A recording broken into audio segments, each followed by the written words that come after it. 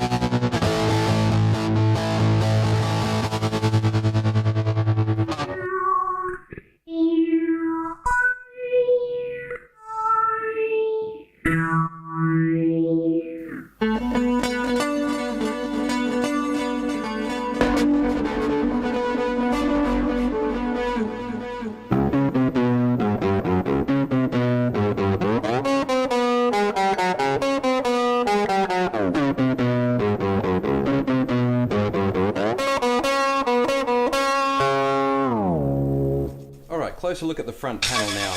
Oh, we're on our original patch, that really echoey one. Let's go into edit mode, just take off that delay for the moment. You can switch it off manually, or you can just press the bank button here, bank, and that'll switch off your delay.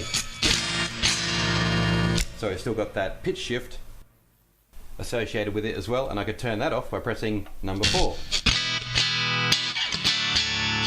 And it leaves me with a quite nice vintage tweed sort of sound. Anyway, what I really wanted to show you in this section was the assign target. The directional keys here work with this grid, so I can scroll along the top row there and then go down my list of parameters. You'll see that assign to control, which is this, is in the last column here. So I'll go down to assign control and let's have a listen to some of these different algorithms because they're pretty cool. Starting with number 1, a pedal wah. This is a really handy tool if you don't have an actual expression pedal handy or a wah pedal handy. It gives you pretty good control. Not perfect, but a good substitute. Number 2 is the feedbacker. This is a pretty clever feedbacker because it reads the harmonics of your chord and provides synthetic feedback appropriately. If you play no chord at all, it kind of works like a random synthesizer.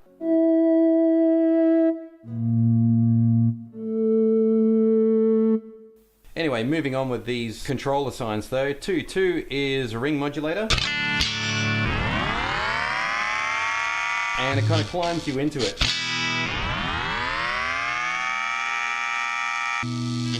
And 2-3.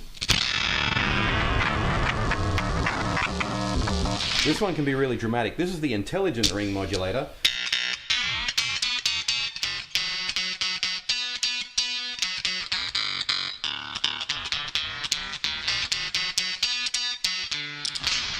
So even though it is ring modulating, it'll hold the pitch in a position that sort of sounds like it's in tune. So that's the intelligence of the ring modulator there. And we've got slow attack. The slow attack doesn't go on response when you play, it's actually manually controlled. So you've got to be quick, you've got to hit that control pedal then immediately play your note. And then you'll get a nice slow attack. This one is the arm down. You'll notice it skips straight past foot volume there. Number 4 only works with an expression pedal. So we jump straight through to 5.1, and these algorithms are pretty cool.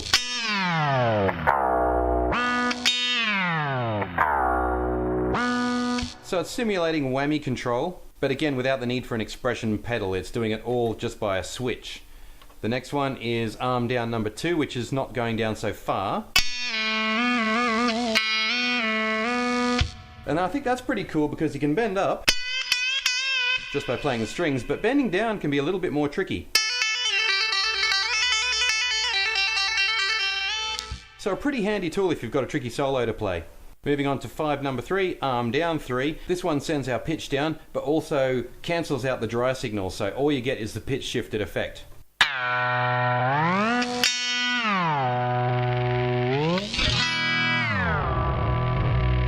These are the kind of effects that allow you to get pretty creative, so I could play a bass line, for example.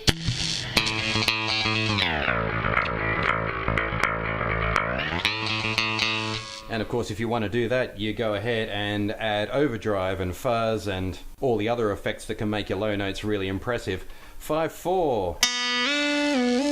Now we're into the upward pitch shifting.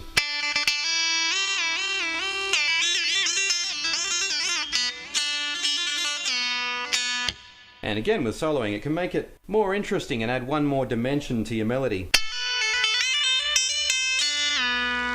Then we got 5/5, which is another form of upward pitch shifting. Right up 2 octaves.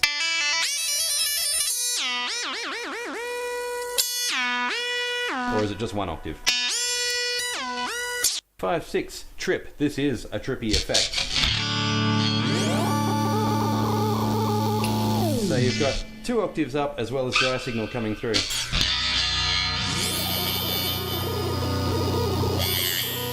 It's just plain weird, but again, add delay, add distortion, see what kind of results it gives you. 5/7, same thing, but we're going down.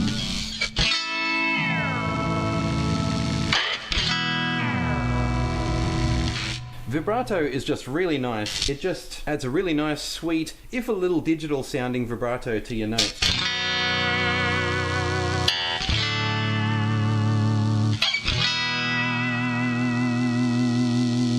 A little bit too precise, of course, but there is a certain charm in that. Number 6 is next, and it's just a silencer.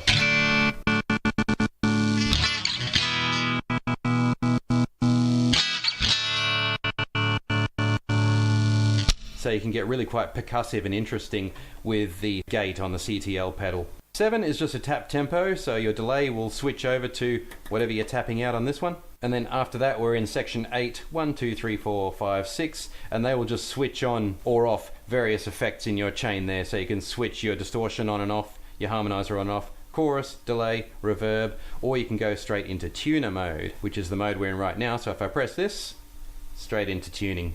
I love the design of the Boss ME-8. It's so smooth, no knobs. So if you've got a slim bag or you've got a whole lot of other gear in your bag, this is really nice just to slot right into there. It won't catch on anything. Obviously, displays have got a little bit more sophisticated over the last 20 years, but if you're comfortable just navigating your way through a grid like this, it's really not a problem. I love that the pedals are flat as well. The round metal push buttons that you see on pedals sometimes are, of course, completely uncomfortable if you're playing in socks or bare feet, which a lot of us do at home, let's admit it. But apart from that, it's just loaded with great classic sounds. I know we didn't hear all that many of those in this particular demo, but I've made other demos of the Boss ME-8, so check them out. It's a brilliant vintage pedal. The distortion section is all analog, complemented very nicely by the other digital effects. And really, the ME-8 has no trouble competing with multi-effects processors that are getting released in this year, 2019. I think its original release date was around about 1993-94, but I'm sure somebody will comment and give me a precise answer about that.